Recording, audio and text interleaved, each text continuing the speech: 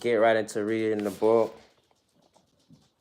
Just trying to keep my spirits high, positivity high, stay grateful.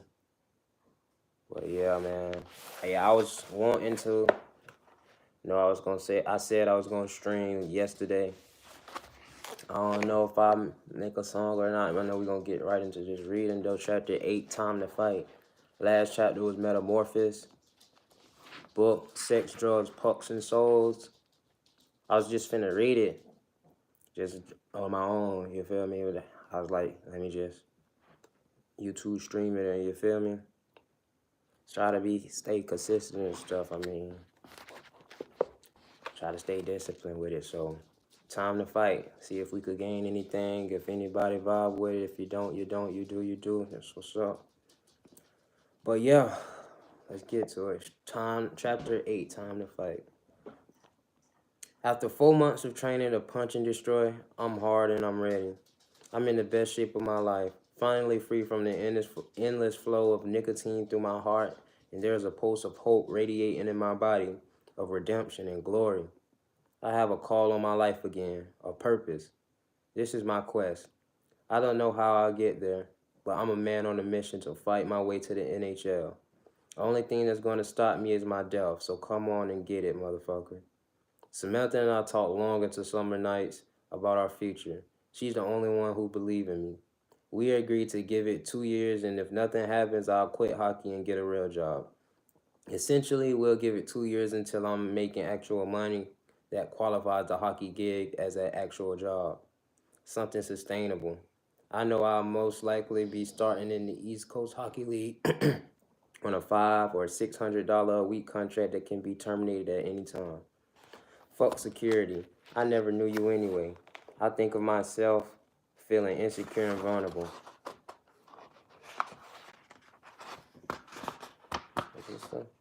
The page felt like 2 pages.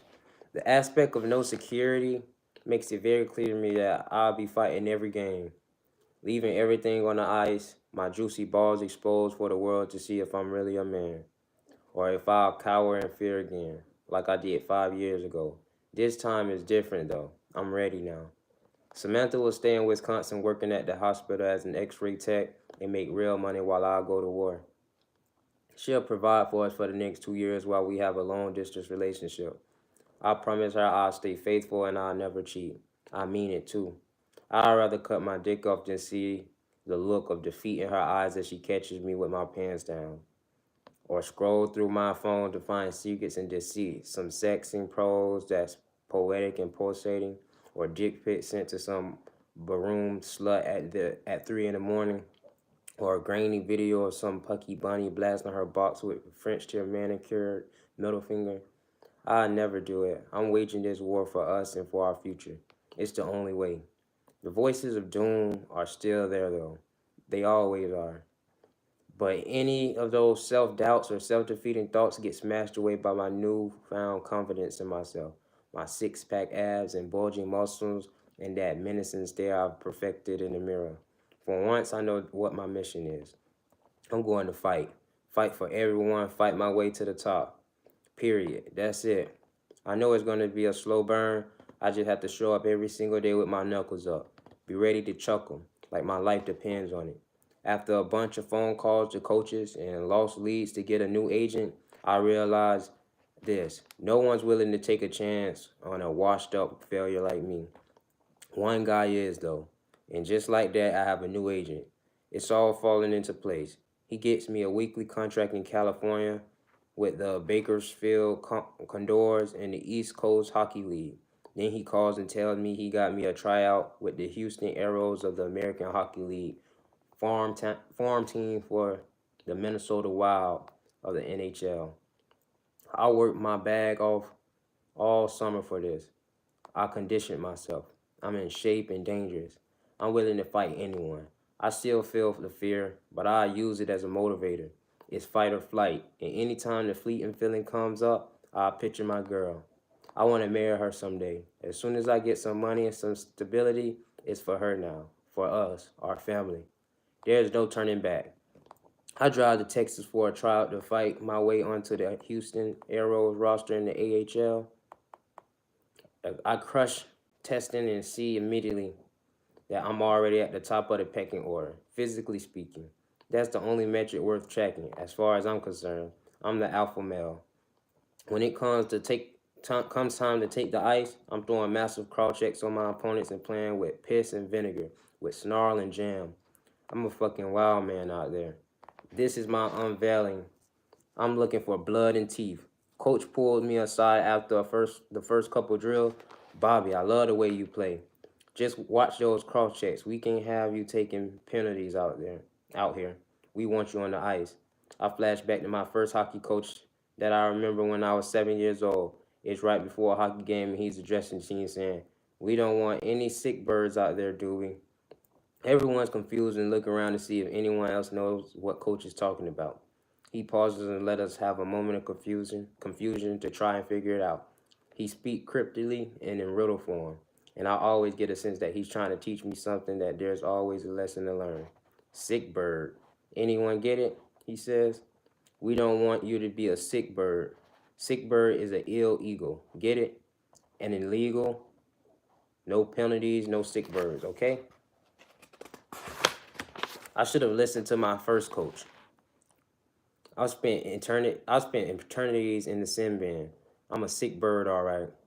For the rest of practice at that rink in Houston, I keep my cross checking at bay and try to play good, hard nosed hockey. This is the easy part. If I'm working as hard as I possibly can, I could reach that state where my mind turns off and there's no more doubt or uncertainties. There's nothing in there except reactions and neurons firing like fine clockwork machinery. There's a calmness in there. When I achieve this flow state, everything becomes effortless and clicks into place. It's my secret to a hockey performance. Just black out. I made a career of coming back to the bench after something amazing or horrifying or violent or silky. Something happens on the ice. When it does, it's astonishing. I've always felt like it wasn't even me out there doing it. What was controlling me? I come back to the bench and calmly state, I blacked out. This gets a lot of laughs from the boys, and I usually just growl and flap my tongue around and spit and let's fucking go, boys. This is it. First exhibition game. My fault. First exhibition game of my new life. This new version of me. It feels so good to be wearing a Houston Aeros jerseys back in the American Hockey League, one step away. Even if this is a tryout and most of the guys who will be on the team are still up at the NHL training camp in Minnesota, it doesn't matter. I'm not playing the numbers game. I'm only counting one number. It's me and my quest. And it's going to happen. We take the ice for warm-ups against the San Antonio Rampage at their home barn. And there are three tough guys on their roster. Their entire fourth line, me. I decide I'm going to make a splash today. I'll fight all three of them. I'm going all in. No turning back now. I skate around warm-ups, and each time I approach the center red line, I peer over to the other team with the hairiest eyeball of the world has ever seen, and pick fights with the subtle nods of the head and quick twitches, winking of eyelids and sneered lips. I'm sweating profusely. I must have been flying around and skating like a maniac. I think I blacked out already in warm-ups. We get back into the locker room for our 15-minute intermission before the drop of the puck. I look around at all those other players at tryouts and think that this is it. I still belong here, even though I'm pushing 30. I can keep up. Please keep up. Please, Frog. Please. I'm going to bring it. I can. I will. I keep telling myself under my breath as I rock back and forth with nervous energy. Coach comes in and go over our system. 1-2-2 in the neutral zone and left wing lock on the forecheck. Got it? We're prepped and prepared to ready to do battle. But we're told we have to wait for an extra 10 minutes while the ice gets a chance to freeze. This is Texas, right? At the end of summer, and it's still hot and humid outside. There's a bunch of water out there, and we need to wait for the ice to settle. We sit in the locker room with the anticipation hum. Ever so often, I shout something like, "Here we go, boys." A lot of talk out there. Some of the guys bellow back, "Let's go, boys." Some keep looking down at the gray carpet and remain in deep contemplation about what will take place on the ice. Guys, there's a lot of water on the ice, especially around the Zamboni door, Coach updates us. They're going to wait another 15 minutes, so just hold tight.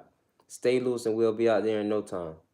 Talk about torture. It feels like forever in here. I look down at my knuckles and think about what I'm about to do. 3 fights? I don't know how I'm going to do it, but the one thing I'm certain of is that my gloves will be off and I'll be fighting to the death. Just black out, I keep telling myself. I think about this journey I've been on over the past 5 months. I think about how I don't chew tobacco anymore. Normally, I'd be stuffing great wads of it into my mouth right at this moment, but I don't need that shit anymore. I'm free. I think about Samantha and how I want to give her the life of her dreams. And if I make it to the NHL, then everything will be all right for us. When I make it to the NHL, I think how hard I've worked every day over the past summer, right down to the bones, to the core of me, my essence, my soul. Nothing is going to stand in my way. But then, word trickles down from outside of the locker room and flows through the staff of equipment managers and medical trainers and stick boards like a game of telephone, but the words at the end of the line aren't garbled or mispronounced or misunderstood. It's a definitive message that the exhibition game has been canceled. The ice melted when the refrigeration died in the Texas heat. My heart sinks. Again, I feel a sense of thank God I don't have to fight those three guys today. Then I get a sense that everything happens for a reason and to trust the process. A voice inside me tells me that today wasn't the time and something bad was going to happen out there. I feel it. I picture myself lying there dead on ice with fractured orbital bones and a caved in nose and chiclets and the navel scattered all over the ice from teeth that exploded out of my gums from punch after punch to my face from those goons on San Antonio. And they scooped me up and put me on a gunnery and carried me out the Zamboni door and dumped me into the ditch out behind the arena, still in my full uniform and still holding on to hope that I can actually make the impossible dream come true. We pack up our gear and go back to the hotel where I spend the rest of the night on the phone with Samantha and disbelieve that the game got canceled. I go to sleep knowing I'll show up and have the best practice of my life tomorrow. I get called into the coach's office when I get to the rink in the morning, and I know what it means. Bobby, sorry you didn't get the chance to get into an exhibition. Oh my God, my fault. I'm not reading good. Get into the exhibition game, but we just got a handful of guys sent down from Minnesota, and we're gonna have to make some cuts here. He tells me that they like how I play, that they will keep an eye on me while I do my thing in Bakersfield, that they'll look to call me up at some point during the season. But I know what it means. Fuck your formalities. I got cut and don't need to hear anything else. I don't let it deter me, though. It only fuels me more. Anger swelling, resentment growing. Must keep my focus. I have that weekly contract with the Bakerfield Condors. I'm going to honor it by fighting as hard as I can. I pack up my gear in a car and I drive all the way across Texas in the southwestern United States through deserts and desolation until I pull into Bakerfield, California, Oradell Elite. I'm back in the East Coast Hockey League, 2 steps away from the NHL. I played in this league before and know it's no joke. There are a lot of good players here. It seems so far away from the destination, but I know that players from this league get called up to the AHL all the time. This becomes my motivation. I bide my time here and do my best every single day until I get called up. In the old days, some guys called the East Coast Hockey League easy come, hard to leave. I suppose there is some truth to this, but I won't let myself get sucked into the negativity like I did once before. Won't get sucked into the vortex of drunken nights and endless pills and minor league pussy. Not this time. I learned my lesson. Guys are still hungry in this league. I'm the hungriest, ready to devour, ready to fight for real. The season starts with a road trip to Sin City to play against the Las Vegas Wranglers for our first exhibition game. We stay at the Orleans Casino, and there's a hockey rink my fault. There's a hockey rink inside where the Wranglers play. Look, I'll get my chance to play an exhibition game after all. It's hot in Las Vegas, but the ice is smooth and frozen. I have all my bets riding on the fact that this game is happening and I'm fighting on my first shift. As I take warm-ups, I see a massive human being called Fendorf, who stands 6'6", 250 pounds. He's a young rookie, tough guy. And all it takes is one look as we skate past each other for the fight to be picked. I'm sitting there during the intermission before the drop of the puck, and everything feels right about this moment. I know I'll be fighting and I feel the fear, but for the first time, I'm comfortable in the fear. I let it settle like a cloud all around me. First shift of my first exhibition game of my comeback, and Fendor skates over to me. You want to go? He asks. And the gloves are off. We engage, and I'm throwing wild spinning punches. At some point in the fight, I threw my first real left punch that I ever thrown. My whole life, my left punches felt just about the same as throwing a baseball with my left hand. That awkward flailing. Those feminine punches, loose wrists, elegant and elderly, like I'm hitting them with a purse. But not this time, not after the summer of working with a pro boxer named Gunnar Garrett. He trained me to the bones, taught me how to throw laser lefts, and I gained more and more confidence utilizing the southern paw. Anytime you can incorporate left punches into a hockey fight, you put yourself at an advantage. Most fighters dread fighting the lefty because it leaves you wide open with little defense. So you tuck your chin and throw. That laser left bomb lands heavy in his face. Then I throw a couple of rights and some partially land. He's so much bigger than me, but the left bomb did some damage. He hunched forward and fall into the ice. The linemen jump in and end the fight. I just won the first fight of my new life. Congrats to him. I skate to the penalty box aggressively with my chest protruding forward and my pride flying high. I sit down in the sand bin, a mist stomping blood and adrenaline surging through my body. I look down at my hands to check for damage, and that's when I see it. A 2-inch gash on the back of my left hand, right above my ring finger. There's something white poking out of it, and I know I'm in trouble. There are gauze of blood pulling around the laceration. I panic and skate off the ice and signal to our trainer to follow me into the locker room. I severed my tendon and it's just hanging there, flapping in the wind. My hands look defeated. I feel the same way.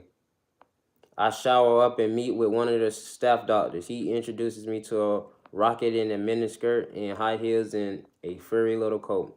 This is my daughter, Becca, the doctor says. She can drive you to the hospital.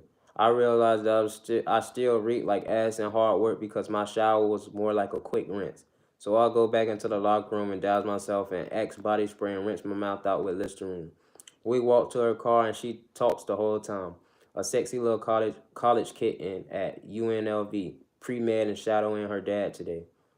I don't know if I'm hallucinating from the pain, but I swear she keeps smiling at me and looking at my dick. Then it's me and the doctor's daughter and a teammate who wasn't dressing for the game, all sitting in the car in the parking lot, getting ready to head to the emergency room. All you can smell is a potent mixture of hockey hands, Axe body spray, and testosterone. Maybe a dribble or two of pre-cum and a healthy dose of self-lubricating slit sauce. You can feel it in the air. Girls love tough guys. I speak first to cut the tension. I'm also delirious because the severe tendon and enter into a strange state of shock and drunkenness on pain and adrenaline.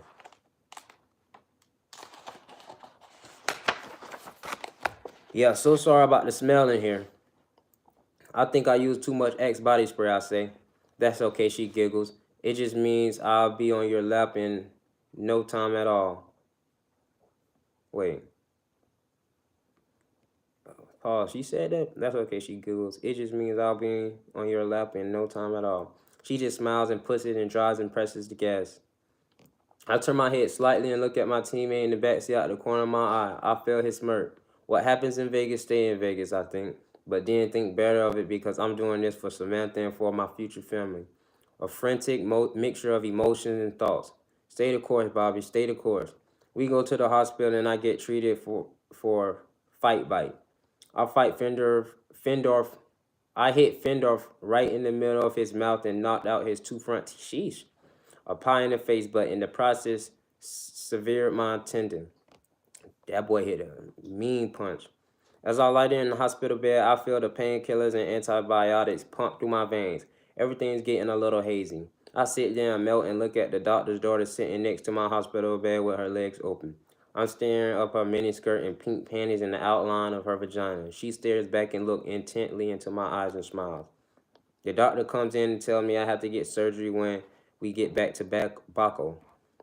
I get stitched up and put on antibiotics. The doctor's daughter drives us back to the hotel, and I could almost smell the deluge of secretion coming up from under her skirt and wrapping around my head and neck like spider silk.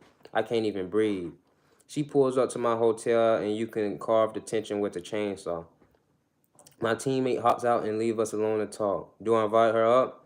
There's that throbbing deep within, a pulsating flow of sexual energy that gurgles deep in my balls. I want her so bad. Make it stop.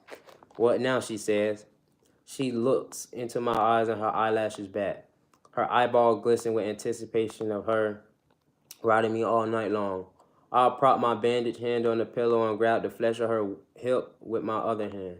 And she just rocks back and forth in pure joy, arching her back like the sea on a captain's jersey and pointing her tits to the moon. The vivid image sears into my mind and sings and smokes. Well, thanks for the ride, I say, and exit the car and make my escape. I wave once I'm already walking into the hotel and don't look back again. I'm so horny. I might stick my dick in between the elevator doors as they close, that tight little gap. I get to my room and jerk off into the toilet. I fall into my bed and breathe a deep sigh. I just lie there and breathe oxygen in my lungs and out of my lungs. My hand is throbbing and working a tingling sensation up my arm. I stare up at the ceiling and wonder what will happen to me. This is when I realized it's real, the fight game. The easy part about talking about my comeback during the summer, where hopes and dreams don't hit back, but for the first time I feel the repercussions. This is real life and I'm not invincible. I'm out for the next 3 months rehabbing my hand. The tendon is one of the slowest parts of the human body to heal. There's no blood flow through the tendons, those thick cords. For 3 months, I wonder if I chose the wrong path. I wonder if this really what I'm supposed to be doing. I don't know anything anymore. All I know is I show up to physical therapy and pours my hand into a bucket of it's the basamiti rice, or however you say that, and repeat. I listen to the therapist and do what he says. Slowly, the body heals, getting stronger now, taking the little steps every day. They finally add up over the course of 90 days, and I'm cleared to play. But now, the doubt is in there. The fight in business is real life. I can get seriously hurt from this. I don't know if it's even worth it anymore. I don't know if I can do it. I just want to go hide. See, before I even continue reading this kind of wild, because it's like, that's how life really be going, man. Like, motivation. And that's like the difference between discipline and motivation. Like, motivation can be here one moment, and literally like that next moment, boom, it's like the doubt and all that hit. Where it's just like, you know what I'm saying? Doubt, like, it's like the opposite of motivation in a sense. And it's like, discipline is all up to you. You consistently doing something that's good for you, or that you have to be disciplined towards in order to, like, you know what I'm saying, maintain to keep doing or keep going at.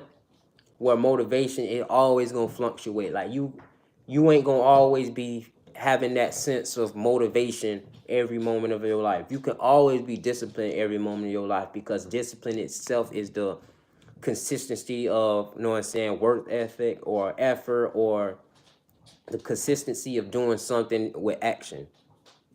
Where motivation is a feeling, it's an emotion, it's a way of the mind, and discipline is action. Feeling versus action, basically. And it's crazy because, like, man, you could be, it's hectic, because, like, it's kind of like you gotta, like, I mean, when you motivated, you gotta use that motivation for sure. But, like, when you not motivated, that's where discipline gonna, you know what I'm saying, reward you in the end. And not having that motivation, or let me say, having doubt take place instead of motivation, boy, that's when shit get real. And I mean, that's when, you know what I'm saying, like, in life, your mind is tested, your willpower is tested. And it's a battle. I mean, it's easier said than done at that. Like, even when it comes to giving advice to the next person, stuff like the next person be like, keep going, or you got it, or don't quit. Like, but like, when it's you and you in that moment, in the midst of that moment, it's like, that shit be tough, man. And it's only a battle within yourself.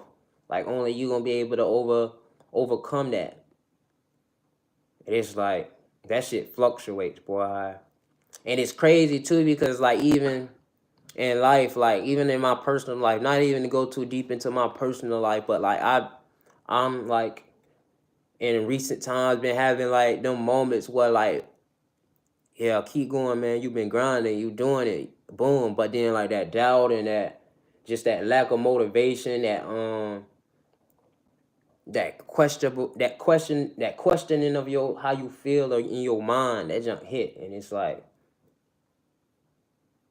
you just gotta overcome it, and like with time, like you will regain that motivation. But it's like just a couple seconds ago, just a couple minutes ago, just an hour ago, I was just feeling like kind of like defeated. But then it just always fluctuate. That jump always fluctuates. So it's like, man, I don't know. It's really you can't really give no answer to it, man. You just gotta keep going, really. Cause with time it fluctuates and like your emotions change. The way you feel in your mind and stuff, that junk changes. And really it's just the practice of discipline. I mean, that's all I could really say. Like, it's the practice of discipline, staying disciplined.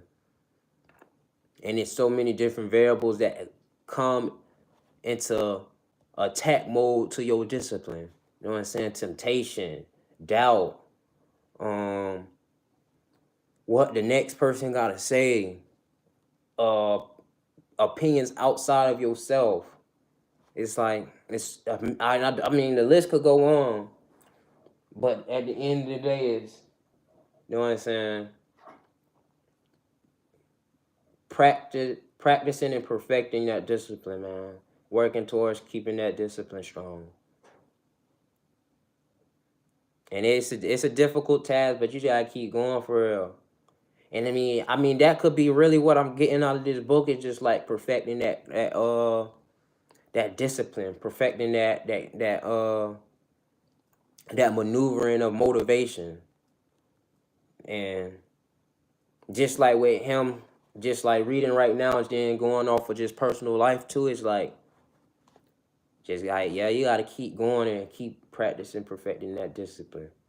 But I just had to vent and rant a little bit. Let me get back to reading this bit. But keep going and perfecting that discipline. I go to the movie theater by myself and sit up to the far right corner and hiding in the shadows. I'm watching the movie, The Fighter. It's about an Irish Mickey Ward, the loyal legend who gained God status from a series of boxing bouts against Arturo Gatti. When I was playing at UMass Lowell, Mickey came and spoke to our team. We watched the epic round nine, the devastating left hook to the body that war. Mickey answered our questions and told us to chase our dreams. It always stuck out in my mind as an inspirational moment. Hearing Mickey tell his story back at Lowell sent a message into my soul that I could do it too. If Mickey can do it, then so can I. Dreams into reality. Hunt it down. Make it happen. In the movie, Mickey breaks his hand and there's a montage of him rehabbing, punching his hand in the word come again. Best of time, basmati rice. I don't even know how to say that junk for real. Bucket and healing and rising and getting better every day. Pure determination in his eyes. I sit up there in a half-empty theater in the middle of California and cry harder than I ever cried before. The tears stream down my face in a desperate escape from my eyes. I feel like it's happening for a reason. I feel like the movie is about me. Like there's some profound reason that I'm watching this movie at this exact place and time in my life. Everything's connecting. That's all I know.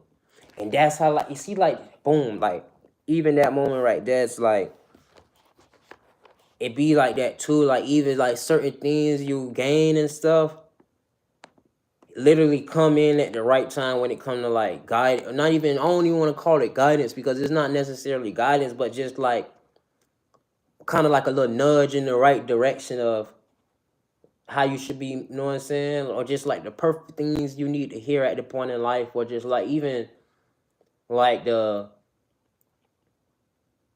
comparison of feeling or moment in life. Like, for example, Mickey going through his junk and how he feeling mentally, and then how the author of this book going through what he going through at this moment is what I'm reading right now compared to what, like, mentally I'm going through on some junk. I mean, and just like he said, I'm watching this movie at the exact place and time in my life. Everything's connected. That's all I know. And well, that's something I always say. I believe like God is within everything. Everything is one. You know what I'm saying? God created all. God is within all, and it's like everything is connected. That's the biggest thing. I even got that from Manifest. I was watching the series Manifest, And like, you know what I'm saying? They had said that shit a lot of the time. Like, it's all connected.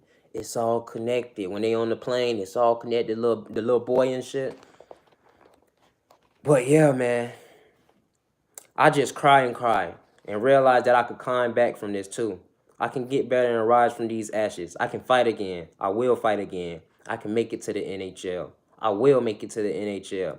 I sit in my car out in the parking lot and think about what just happened. What is it? I mean, this is it. This is my quest, my test. Just like Mickey Ward had a quest, I have one too. This is my opportunity to do something great in this life, to matter. I won't let it eat me up anymore. And right there, I commit myself to do what I set out to do. Now I realize how high the stakes are. I understand that it's not a game. I can get hurt, but I'll always heal. I'll always come back. I'll always believe in myself, just like Mickey Ward, the fighter. I look down and see the scar above my right finger, and it's in the shape of a hockey stick. Married to the game, I say aloud to myself. I know I won't stop until I get there. After a month of daily bad skates, I'm ready. I'm in the best shape of my life and boiling with a visceral eagerness to accomplish this goal that I set out on. Nothing is going to stop me now. The team is leaving on a 7-day road trip to the Midwest, hitting all the usual stops on the minor league circuit. Cincinnati Cyclones, Flint Generals, Dayton Bombers, Fort Wayne Comets, Toledo Walleye. And even like right there, like how his motivation shot back up again. And it's just like, you feel me? That bit on always fluctuate. But let me get back. I check the roster of the teams and see there are some big heavyweights on all of them. Traditionally, the teams in the East and Midwest are known to play a tougher brand of hockey than the teams on the West Coast. Perhaps it's the juxtaposition of the bone-chilling February nights and sunny T-shirt and shorts weather of California. For whatever reason, the teams from the East play meaner, like they're pissed off and freezing cold and want to get warm by drinking my blood. What better opportunity to test myself? I think as I prepare mentally for war, it's a weird feeling because I haven't fought in 3 months, and I'm starting to worry that my frail little arteries and hands aren't cut out for this sort of job. But I stick to my guns and verbally agree in the mirror that I will keep going, that I will fight all those guys in the Midwest. I've been running the arena stairs every day to get in shape. It's become a meditative practice for me. I zone out in the cadence of thumping feet upon the concrete steps put in my fault. Concrete step puts in a calm and sacred state. I peer out over the shiny hockey rink and dream about the future. I keep repeating my mantra. I can make it to the NHL. I will make it to the NHL. Practice is over and most of the guys have gone home. I stay late to ride the bike and do some plyometric jumps and lunges and go the extra mile. I'm running the stairs now. I just got cleared from the doctor to play the day before. And we're leaving Midwest road trip. We're leaving on the Midwestern road trip tomorrow. As I finish my lap of stairs, I approach the last flight. On my way down, my toe catches on the concrete and I roll over my ankle and roll down the stairs. My fault. On the contrary, I roll over my ankle and roll down the stairs. I immediately know that something is wrong. There's a difference between hurt and being injured. At this point in my life, I have a pretty good grasp on pain and pain management. I can mentally convert pain into heat, and when I experience pain, I separate myself from the feeling and experience it from a distance. But there's a different feeling altogether when you get injured. Your body knows something is terribly wrong. The heat transcends into a feeling of utter panic and despair. You feel defeated and deflated, but at the same time, your instinct and adrenaline take over, and you know you have to be on your A game if you want to survive. As I lie there at the bottom of the stairs, I know I have to get in to see the trainer, and no one knows I'm injured. I make the one-legged hobble hop, holding on to whatever I can to get to the training room. When I get there, my ankle is the size of a softball, high ankle sprain. It will be another 3 weeks until I take the ice. I don't make the trip to the Midwest, but stay in Bakerfield to rehab. I stay the course and know that these things are happening to me for a reason. I probably wasn't ready to go to Midwestern roadies to fight those heavyweights. Not quite yet. All I can do is laugh. I know it's just all a test of my will and determination. And that's the thing, like, I might be reading this right now for a reason, man. I don't complain about it and I don't stress about it. I see it for what it is, another test and nothing more. I stick to the hot ankle sprain protocol and go about my business of getting better every day and getting back into the lineup. 3 weeks later, they tape me up with duct tape and send me out there. I fight twice, win both. Knuckles cracking, cheekbones, those beautiful echo sounds. I'm back in the lineup right before Christmas to officially start my big comeback season. It's not the start I envisioned, but fuck it. I'm here. The one thing I have going for me is that I'm ridiculously in shape from all the bad skates. I'm also chomping at the bits to show my stuff. I play my heart out every night and get into a fight every other night. I'm doing well against the big boys in this league, and I play hard-nosed hockey and score goals and make some plays.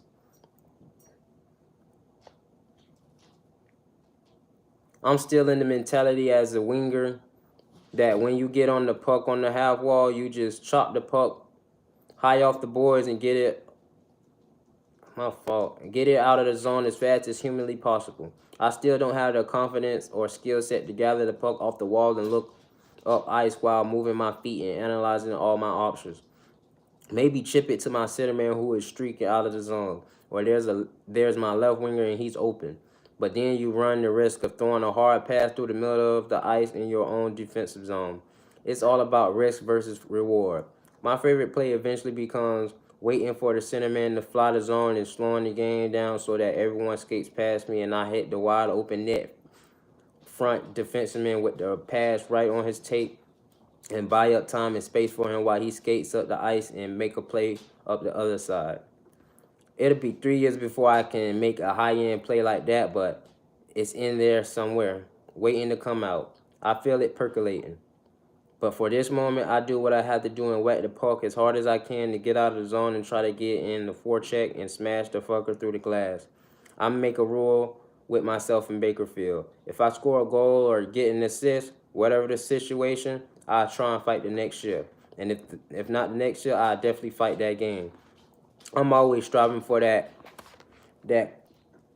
coveted Gordie Howe hat trick.